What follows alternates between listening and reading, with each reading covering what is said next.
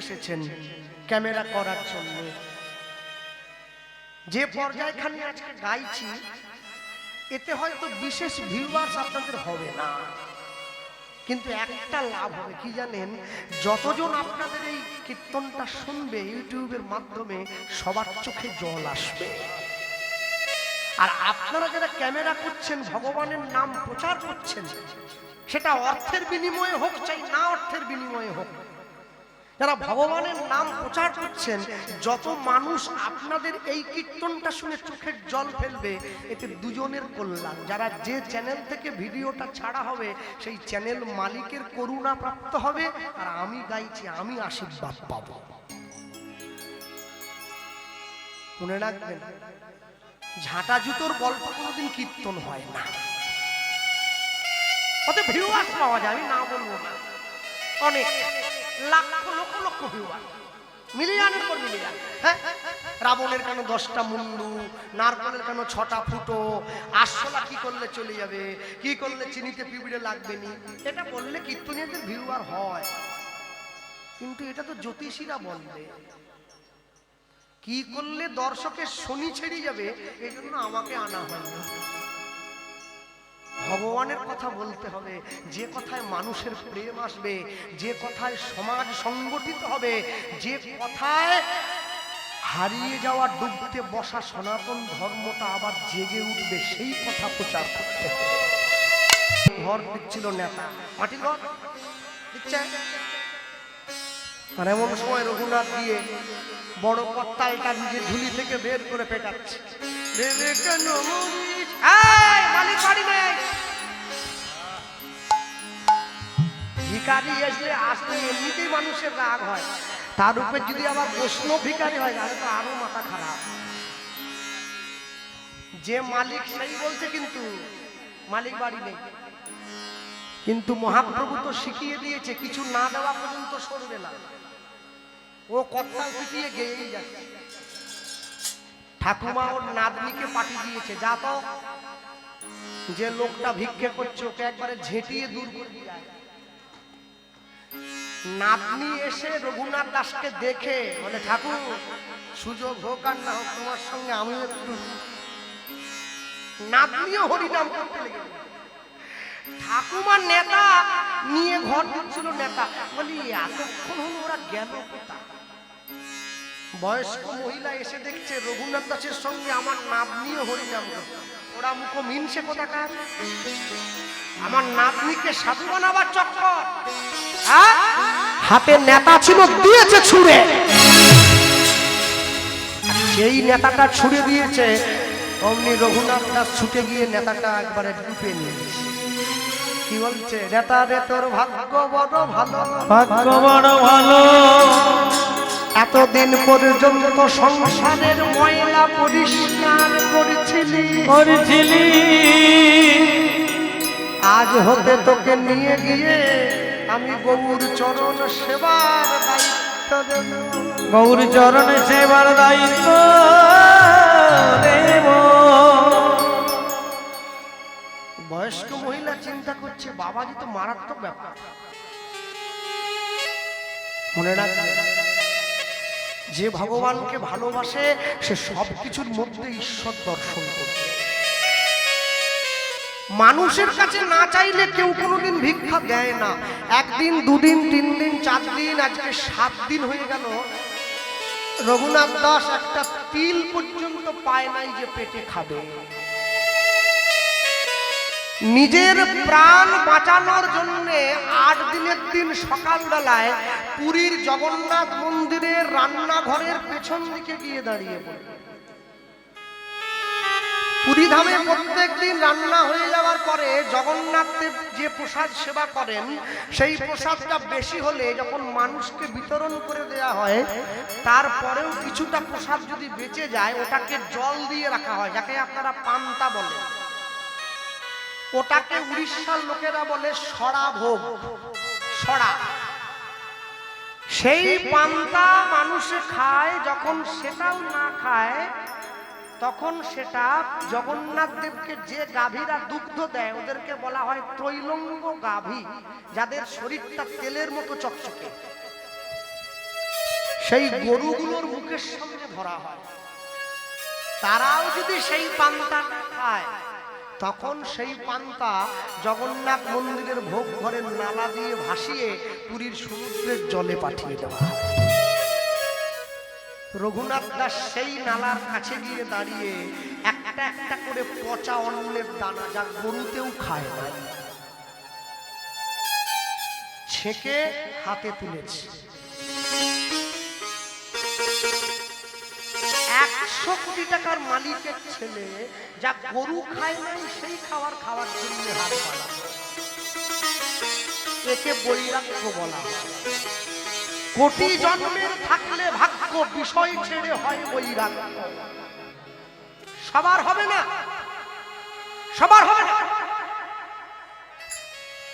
মানুষ যখন মারা যায়, পঞ্চায়েতের কাছে গিয়ে একটা ডেথ সার্টিফিকেট লিখে আনতে হয়, হলুদ রঙের লিখে দেয়। আমরা বেঁচে থাকতে থাকতে ডেথ সার্টিফিকেট কিনে রেখেছি। আপনি কিনেননি? কিনেছেন? আমি কিনিনি, আমার তো পয়সা নেই, কিনুন। আমি LICর কথা বলছি। বেঁচে থাকলে 20 লাখ, মরে গেলে 40। যেদিন থেকে বউ জানতে পেরেছে যে আমার স্বামী মরলে আমি 40 লাখ পাবো, ও প্রত্যেক দিন তুলসী তলায় প্রদীপ দেয়, ভগবানকে বলে আমার স্বামীকে তুলে নাও। ও মরলে আমি 40 পাবো, স্বামী গেলে স্বামী পাওয়া যায়, টাকা তো পাওয়া যাবে না। যে টাকা আমি নিজে ভোগ করতে পারবো না, ওই টাকা দিয়ে কি হবে? ওরম এমনি বললেও করবো না। এমন বিষয় ঘেরেছে আমাদের, হ্যাঁ? একটা ঝাঁটার মায়া ছাড়তে পারেনি ছেলেরা। ইস, ছি ছি ছি ছি ছি। কোন জায়গায় গিয়ে দাঁড়ালাম? দোকানদারের কাছে গিয়ে দোকানদারকে যখন পয়সা দিচ্ছি, ভালো করে মিলিয়ে দেখি 1 টাকা বলে আবার 2 টাকা চলে গেল নি তো। মনে রাখবেন, সারা জীবন যতই আমি ক্যাকড়ার মতো করে আঁচড়াই না কেন, মরার পরে কিন্তু কোমরের ঘুমসি পর্যন্ত কেটে নিয়ে নেবে, ওটাও সঙ্গে দেয় না। আমি বর্ধমানে এক জায়গায় কীর্তনে গিয়েছিলাম। কীর্তন থেকে নামার পরে খুব গরম ছিল তো, অনেক ভক্ত হয়েছিল আজকেরই মতো।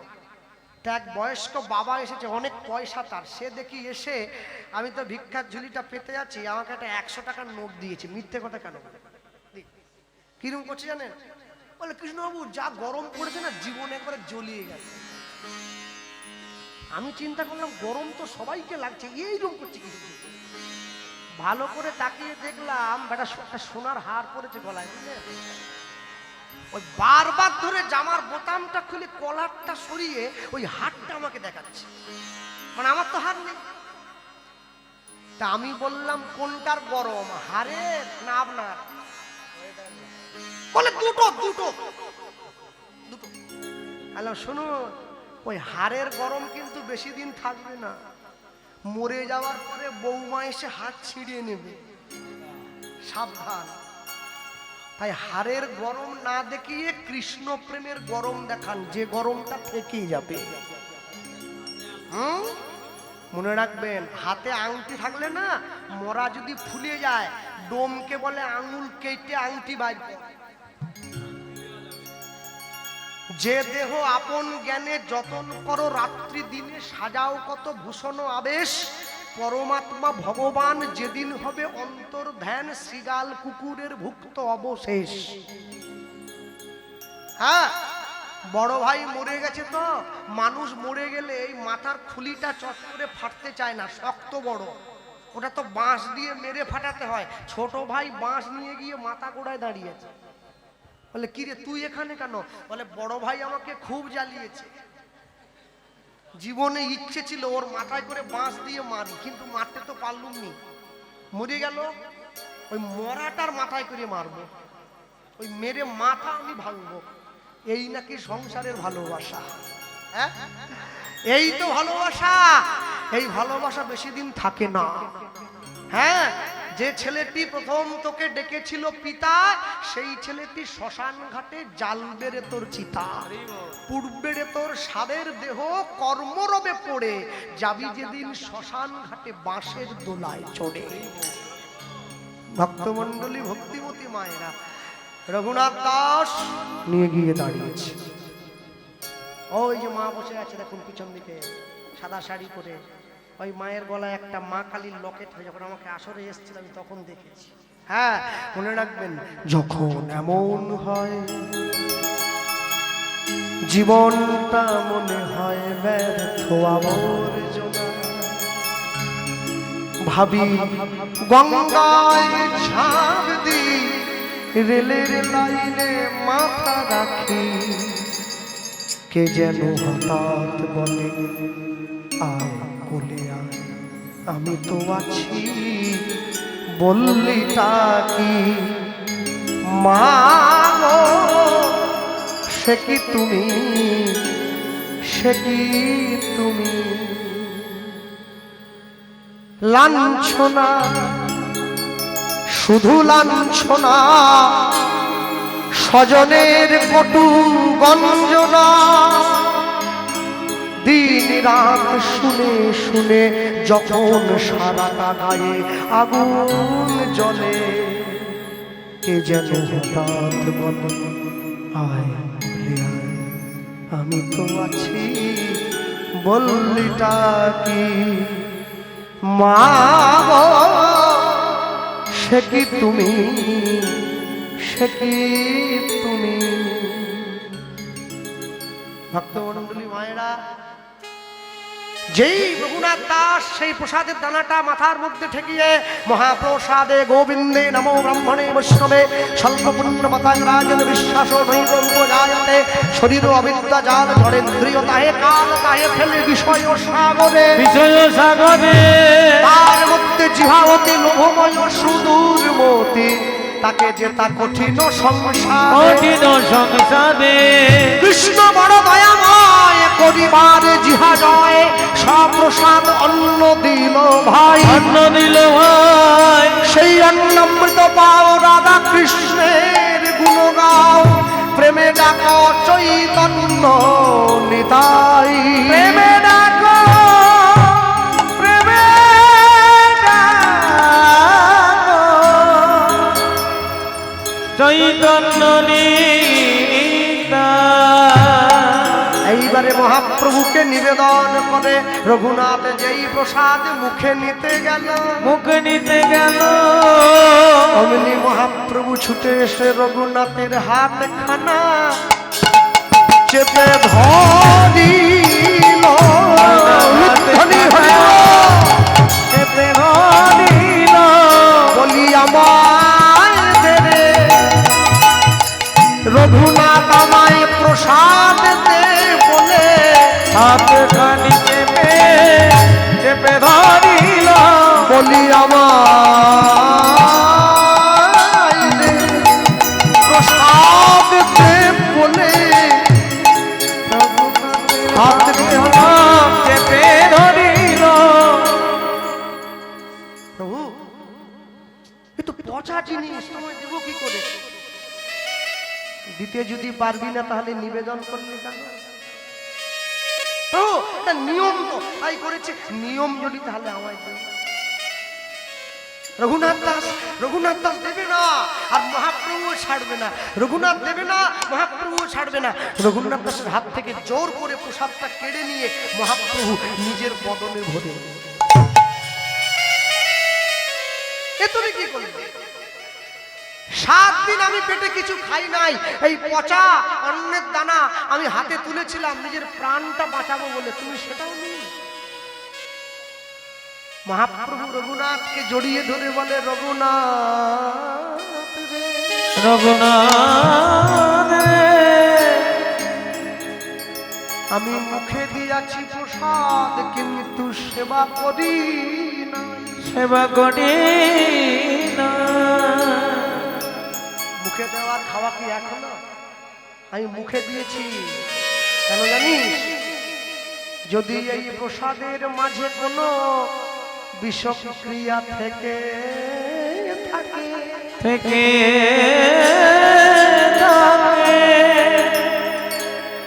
তবে তাই আগে আমার দেহে লাগবে তোর যেন না লাগে, তোর যেন না লাগে।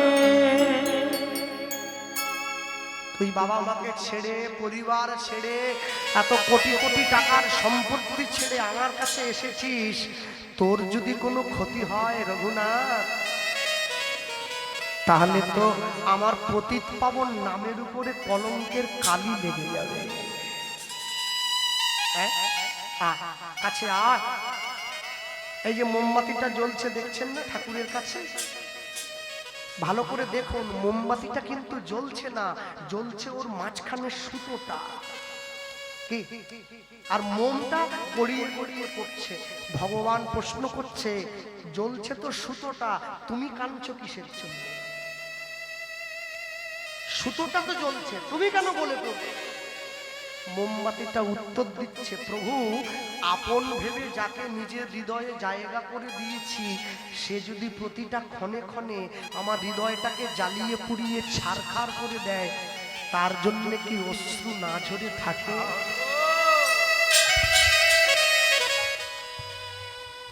রঘুনাথ দাসকে বুকে জড়িয়ে ধরে মহাপ্রভু বলছে, রঘুনাথ এইবারে হাঁ করতো বাবা।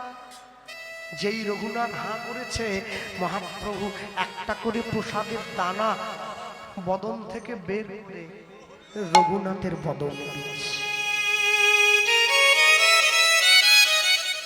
হ্যাঁ মনে রাখবেন, যারা আজকে ইউটিউব নিয়ে ছুটে এসেছেন ক্যামেরা করার জন্য, যে পর্যায়খানে আজকে গাইছি, এতে হয়তো বিশেষ ভিউয়ার্স আপনাদের হবে না, কিন্তু একটা লাভ হবে কি জানেন, যতজন আপনাদের এই কীর্তনটা শুনবে ইউটিউবের মাধ্যমে, সবার চোখে জল আসবে। আর আপনারা যারা ক্যামেরা করছেন, ভগবানের নাম প্রচার করছেন, সেটা অর্থের বিনিময়ে হোক চাই না অর্থের বিনিময়ে হোক, যারা ভগবানের নাম প্রচার করছেন, যত মানুষ আপনাদের এই কীর্তনটা শুনে চোখের জল ফেলবে, এতে দুজনের কল্যাণ। যারা যে চ্যানেল থেকে ভিডিওটা ছাড়া হবে, সেই চ্যানেল মালিকের করুণা প্রাপ্ত হবে, আর আমি গাইছি আমি আশীর্বাদ পাবো। মনে রাখবেন, ঝাঁটা জুতোর গল্প কোনোদিন কীর্তন হয় না, ওতে ভিউয়ার্স পাওয়া যায়, আমি না বলবো না, অনেক লাখ লক্ষ লক্ষ ভিউয়ার, মিলিয়নের পর মিলিয়ন। হ্যাঁ, রাবণের কেন 10টা মুন্ডু, নারকলের কেন 6টা ফুটো, আরশোলা কি করলে চলে যাবে, কি করলে চিনিতে পিঁপড়ে লাগবে নি, এটা বললে কীর্তনীয়দের ভিউয়ার হয়, কিন্তু এটা তো জ্যোতিষীরা বলবে। কি করলে দর্শকের শনি ছেড়ে যাবে, এই জন্য আমাকে আনা হয় না। ভগবানের কথা বলতে হবে, যে কথায় মানুষের প্রেম আসবে, যে কথায় সমাজ সংগঠিত হবে, যে কথায় হারিয়ে যাওয়া ডুবতে বসা সনাতন ধর্মটা আবার জেগে উঠবে, সেই কথা প্রচার করতে হবে। বিচার করিয়া মনে ভক্তি রস আস্বাদনে মধ্যস্থ শ্রী ভাগবত পুরাণ। ভক্তমণ্ডলী মায়েরা, রঘুনাথ দাস মহাপ্রভুকে বলছে, প্রভু চলো না নবদ্বীপে আমরা দুজনে মিলে একটু হরিনাম প্রচার করি। তা তো করবো, আর শোনো তোমাকে আমি আদেশ দিলাম, তুমি বৃন্দাবনে যাবে। রঘুনাথ জানে বৃন্দাবনে যাব, আর মহাপ্রভু জানে ওকে পাঠিয়ে দিতে হবে। কেন পাঠাবো? আমি লীলা সম্বরণ করব, ও নবদ্বীপে থাকলে আমার বিরহে ও প্রাণ ত্যাগ করবে, ও থাকতে পারবে না, তাই ওকে পাঠিয়ে দিতে হবে বৃন্দাবন।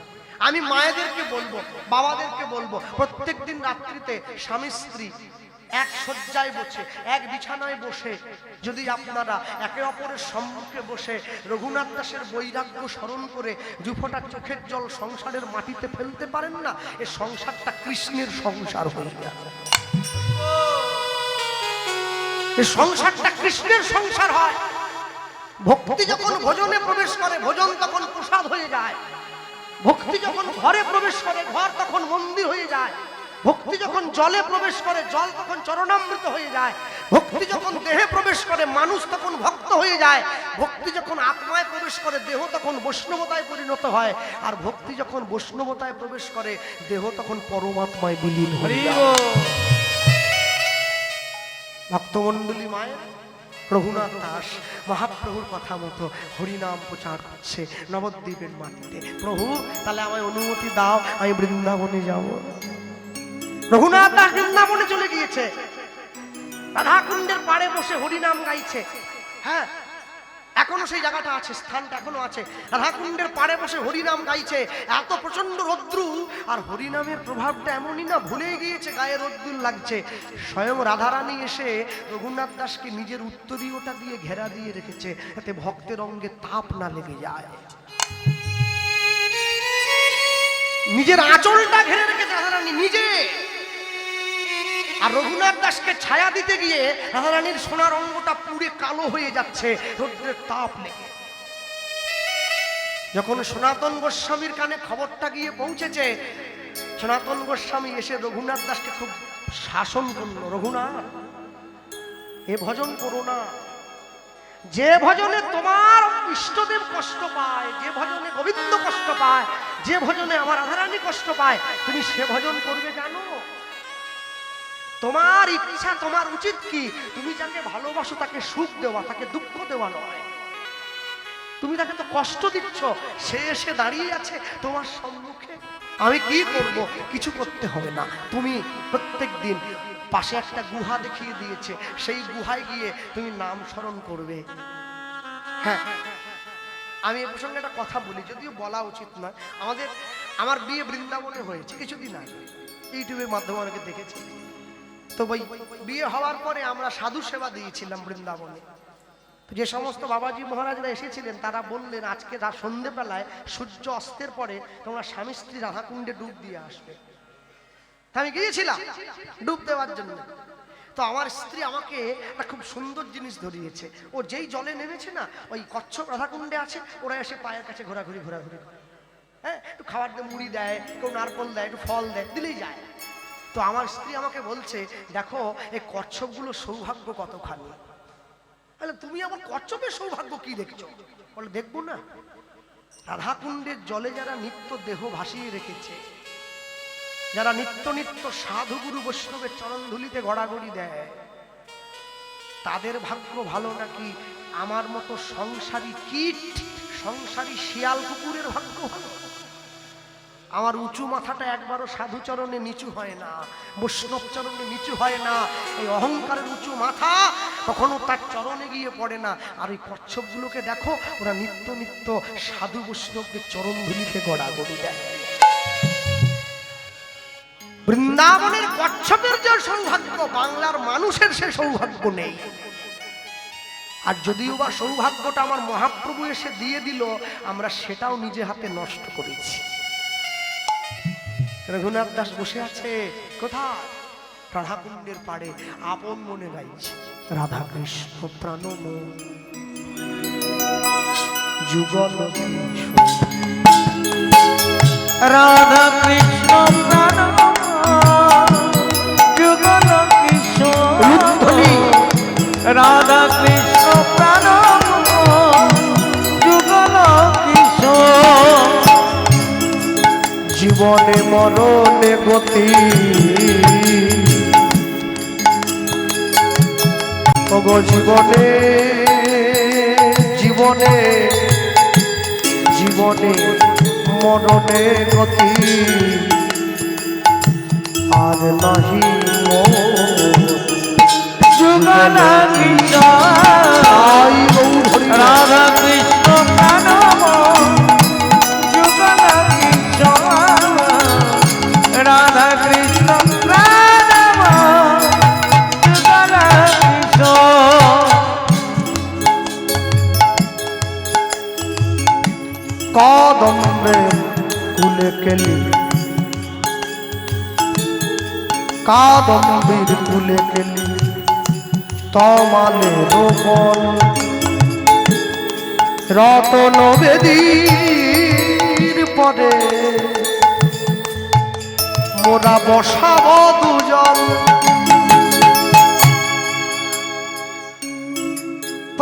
বৃহস্পতিবার করে বাড়িতে লক্ষ্মীর ঘট পাতেন মায়ের পাতে, হ্যাঁ? কেউ যদি নাও থাকে একাই ঘট পাতে, একাই উলু দেয়, একাই মাকে এনে বসে, তাই তো? তাহলে মা লক্ষ্মীর ঘটে একা বসে একা উলুধ্বনি দাও। রাধা কৃষ্ণ একা শুনে বসেছে, উলুধ্বনি কি দেওয়া যাবে?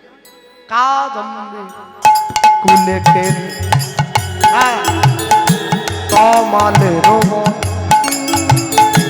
রতন বেদীর পদে আমরা বসাবো দুজন,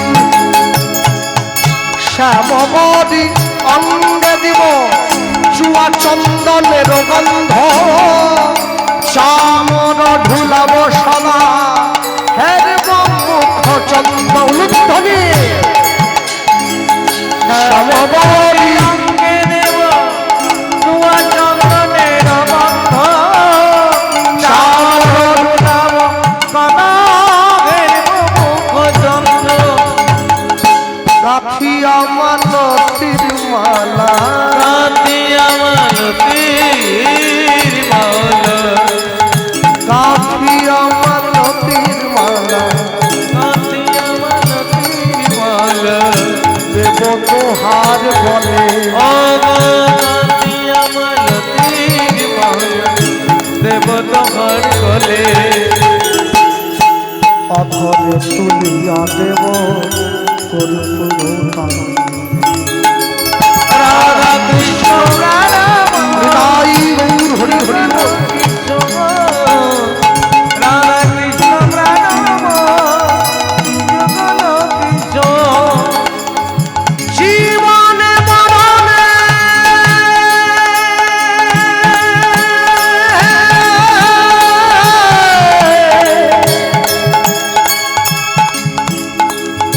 জীবনে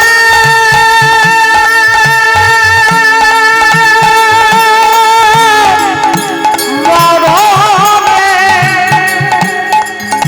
জীবনে মরণে গতি নাহিব।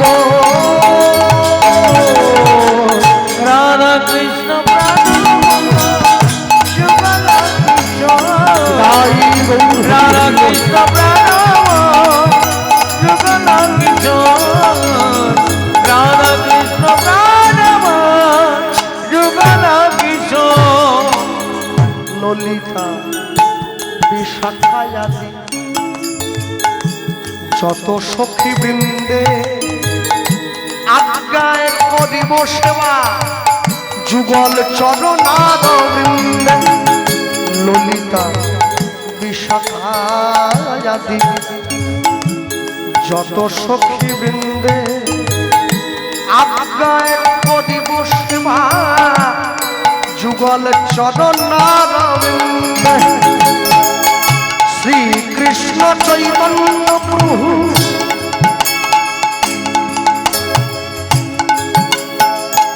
শ্রীকৃষ্ণ চৈতন্য প্রভু দাস অনুদাস সেবায় অভিলাষ মাগে নরোত্তম দাস নরোত্তম দাস। রাধা কৃষ্ণ যুগল কিশোর। রাধা কৃষ্ণ যুগল কিশোর। জীবনে মরণে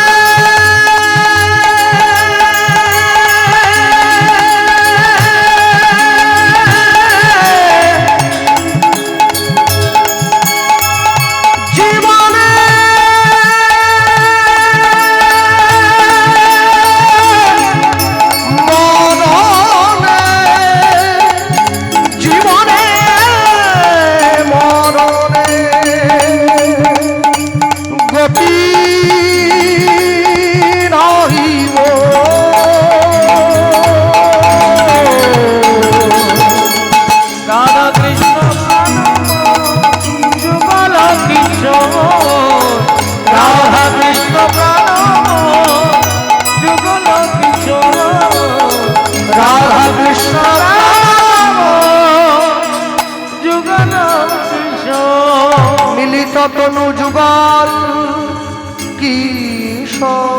কৃষ্ণ